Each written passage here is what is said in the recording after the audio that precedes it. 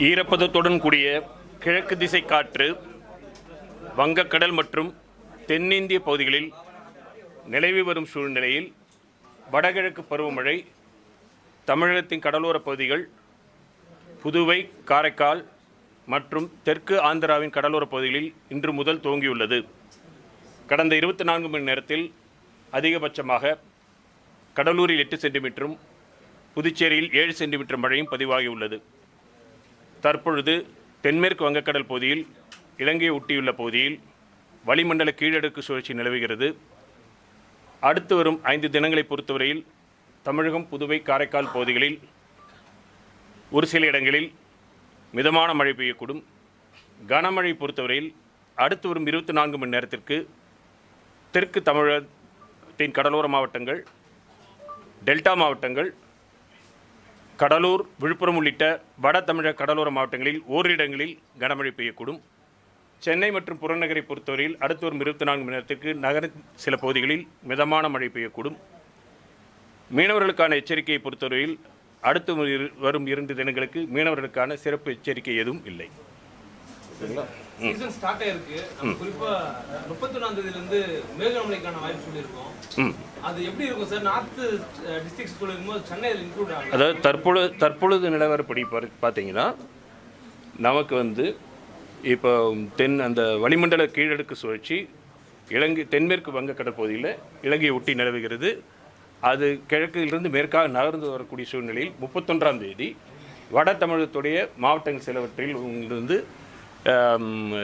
ராணிப்பேட்டை, திருவள்ளூர், காஞ்சிபுரம் ஆகிய மாவட்டங்களில் ஓரிரு இடங்களில் கன முதல் மிக கனமழைக்கான வாய்ப்பு உள்ளது. தற்போதைய நிலவரப்படி சென்னைக்கு மிதமான மழை இருக்கிறது. தொடர்ந்து கண்காணித்து மாற்றங்கள் தெரிவிக்கப்படும். இது மேலடுக்கு சுழற்சி தானே. மேலடுக்கு சுழற்சி அதனுடைய திசை, அதனுடைய காற்றினுடைய ஈரப்பதத்துடைய அளவு, காற்றின் வேகம் குவிதல் இதெல்லாம் பொறுத்து தான் மாற்றும்.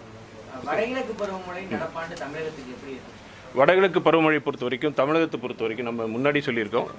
இந்திய வானிலைத்துறை வடகிழக்கு பருவமழை பொறுத்த வரைக்கும் தமிழகம், கேரளா, தெற்கு ஆந்திரா, தெற்கு கர்நாடகா, ராயலசீமா இந்த 5 பகுதிகளுக்கு உள்ளிட்டு தான் சேர்ந்து சொல்ல முடியும். தமிழகத்துடைய பகுதியில் பார்த்தா இயல்பை ஒட்டி இருக்கக்கூடிய வாய்ப்பு இருக்கிறது. அவ்வளோ.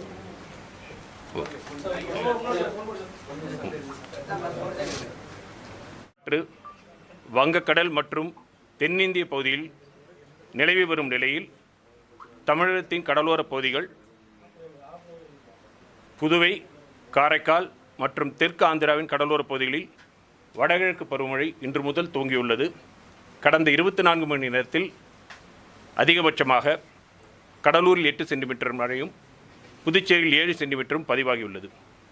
தற்பொழுது தென்மேற்கு வங்கக்கடல் பகுதியில் இலங்கையை ஒட்டியுள்ள பகுதியில் வளிமண்டலத்தில் கீழடுக்கு சுழற்சி நிலவுகிறது. அடுத்து வரும் 5 தினங்களை பொறுத்தவரையில் தமிழகம், புதுவை, காரைக்கால் பகுதிகளில் அநேக இடங்களில் மிதமான மழை பெய்யக்கூடும்.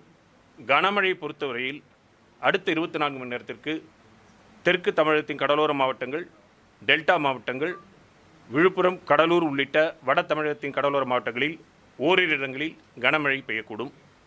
சென்னை மற்றும் புறநகரை பொறுத்தவரையில் அடுத்து வரும் 24 மணி நேரத்திற்கு நகரின் சில பகுதிகளில் மிதமான மழை பெய்யக்கூடும். அடுத்து வரும் 2 தினங்களுக்கு மீனவர்களுக்கான சிறப்பு எச்சரிக்கை எதுவும் இல்லை.